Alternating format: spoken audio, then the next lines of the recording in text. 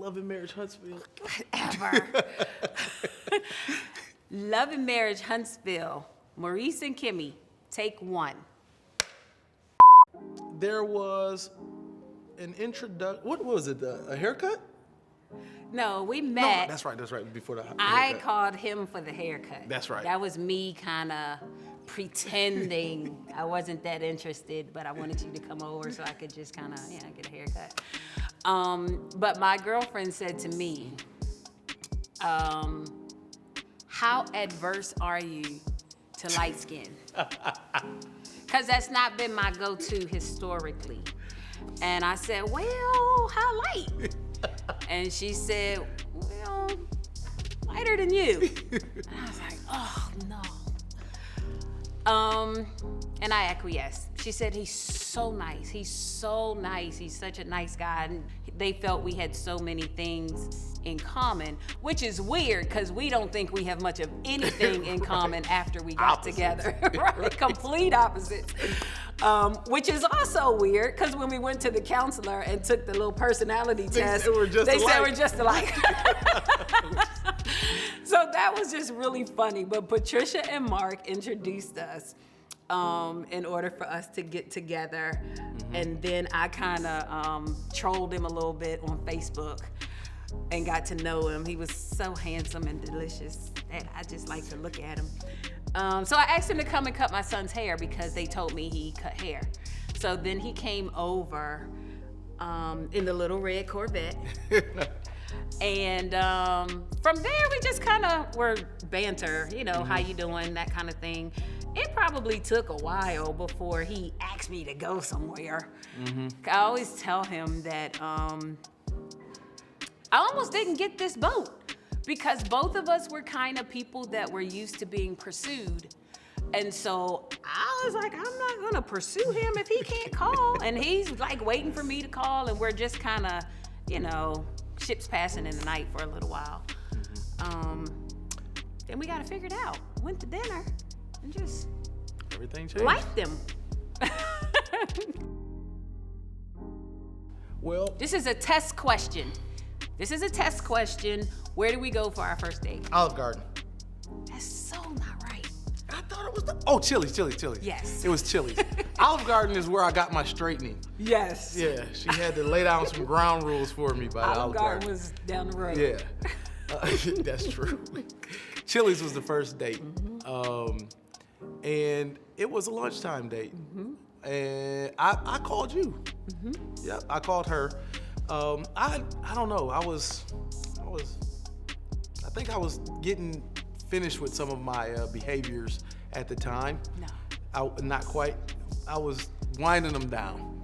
And I was like, you know what? Kimmi's really a good woman. Let me, because we started having conversations, like longer conversations, not just high and by. It was more longer conversations, deeper conversations about, future goals. And we started talking about real estate. That's what really, sparked her interest in me for some odd reason. I don't know.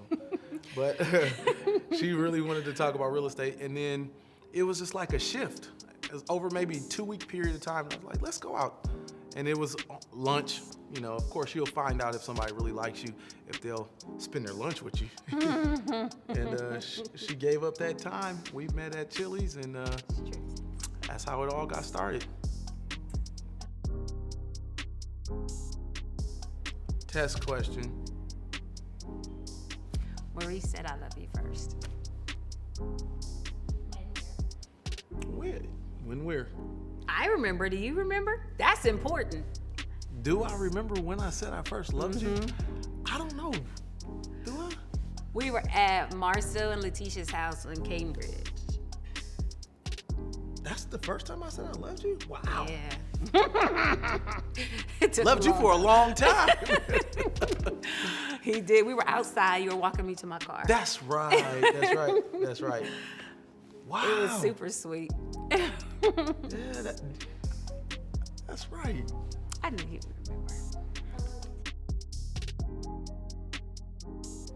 That's difficult. Yeah, we were probably, 6-7 months, maybe? I think it was way past that. Because Left you a few times. That's correct. That's correct. She would take me to these public restaurants, right? She would take me. First of all, Kimmi was a no-nonsense dater, right? Period. If she didn't like something, it was like, okay, guys, hit the highway. And we had, what was it, 2 or 3? I think it was 3. Yep, we had 3 dates where out of the blue she'd call me, hey Maurice, let's go to a random place that I've never been before.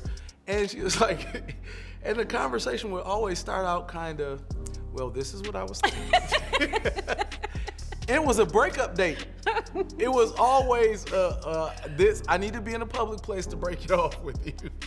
Cause see, he was doing so much other stuff. Like, and it was known that he was doing other stuff. And that was part of the conversation when we met. Like, he was doing other stuff. So technically, you can't get mad if something happens because you already knew he was doing whatever, you know? And so I would still get mad. Like, I'd be like, I don't want to play this game anymore. Like, I don't think I want to wait till you're done. Like, let me go do that. And, you know, I just would get topsy-turvy sometimes, especially like on holidays or something would come and couldn't call because he was doing his other stuff, you know? I was like the December 26th. Stop it.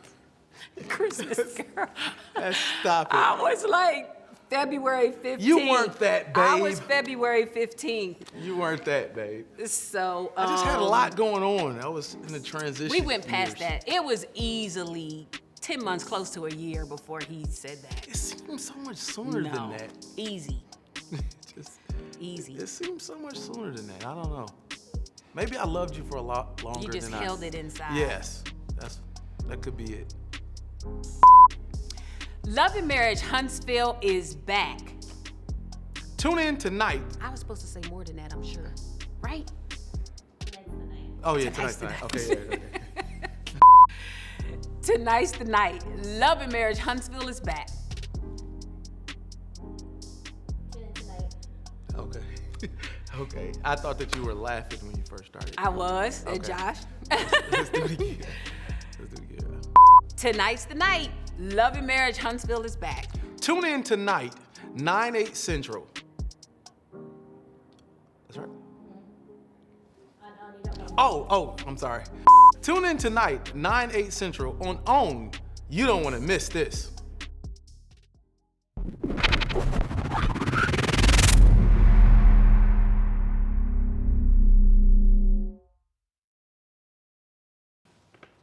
Roll 'em. Keep it short and sweet. Roll 'em. Roll 'em.